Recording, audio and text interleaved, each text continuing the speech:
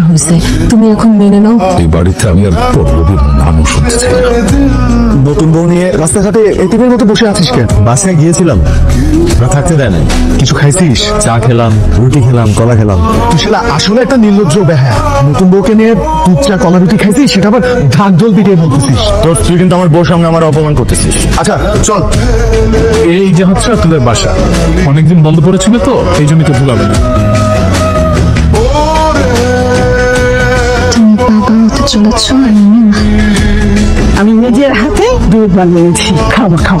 তোমরা কখন আসলা? কিছু খাইতে দাও না? আরে পাগল নাকি, খেতে দিবে মানে? এই অবস্থায় বৌমাকে আমি তো রান্না করে যেতে দিতে পারি না, তাই আমি নিজে বৌমার জন্য দুধ বানিয়ে দিচ্ছি। তোর এত অস্থির হতে হবে না, তুই মাত্র অফিস থেকে এসছিস, যা ফ্রেশ হয়ে নি। ভাইয়া আমি চা এখনই চা করে নিয়ে আসছি।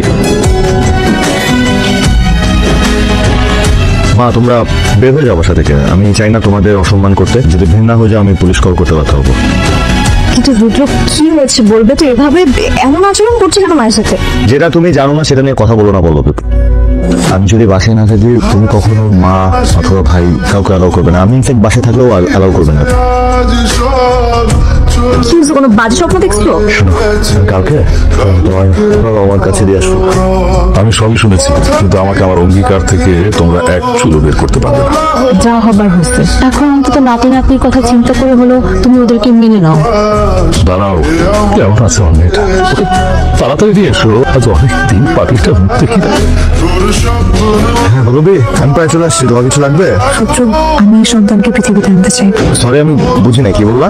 পুত্র, সেখানে আমাদেরই কোনো নিশ্চয়তা নেই, আমরা কিভাবে চলবো আমরা জানি না, সেখানে এই সন্তানকে পৃথিবীতে আনার তো প্রশ্নই আসে না। এটাই আমার শেষ কথা। পল্লবী যা বলেছে ঠিকই বলেছে, ও তোমার সাথে আর সংসার করবে না। এই নাও ডিভোর্স লেটার। তুমি আর কোনোদিন আমাদের বাড়িতে সীমানা আসবা না। আমাদের বাচ্চা কি দোষ করেছিল যে তাকে পৃথিবীতে আনলে না? আর আমি বা কি করেছিলাম যে আমাকে ডিভোর্স দিতে হলো? তুমি যদি আমার কথা না শোনো, আমার কথা মতো কাজ না করো, তাহলে আমি এবং আমার মা রুদ্রর জীবন থেকে সারা জীবনের জন্য সরে যাব।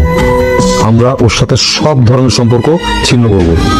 এখন তুমি কি চাও রুদ্র পরিবার হারা হোক? ভাই হয়ে আরেক ভাইয়ের সংসার নষ্ট করছে। এই বাচ্চা আপনাদের বংশেরই সন্তান। চুপ! আর একটা কথা না, একদম চুপ।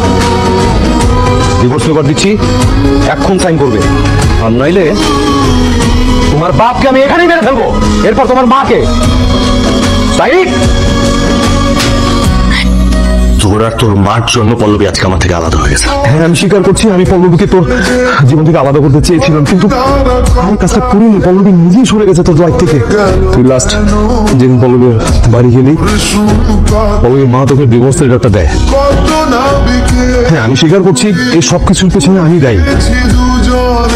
কিন্তু তুই ডিভোর্স লেটার নিয়ে পল্লবীর বাড়ি থেকে চলে যাওয়ার পর পল্লবী অসুস্থ হয়ে মাথা ঘুরে পড়ে যায়। এরপর পল্লবীর বাবা মা ওকে নিয়ে হসপিটালে যায়। আমিও ফলো করে পিছিয়ে পিছিয়ে যাই, যে জানতে পারি। আপনারা কি পেশেন্টে যাবো না? আপনাদের সাথে আমার একটু কথা আছে। পল্লবী, আমি এখন যে কথাগুলো বলবো তার জন্য আপনাকে শক্ত হতে হবে। বেশ কিছুদিন আগে আপনি কিছু টেস্ট করিয়েছিলেন, তার মধ্যে একটা রিপোর্ট আসতে একটু টাইম লাগবে আমি বলেছিলাম। রিপোর্টটা ইস্যু হয়েছিল, ল্যাবে বেশ কিছুদিন পড়েছিল, আপনি তা সংগ্রহ করেননি। যদি সংগ্রহ করতেন তাহলে কিছুটা ধারণা আপনার থাকতো। আপনার পেটে কোনো বাচ্চা নেই, আপনি কনসেপ্ট করেননি।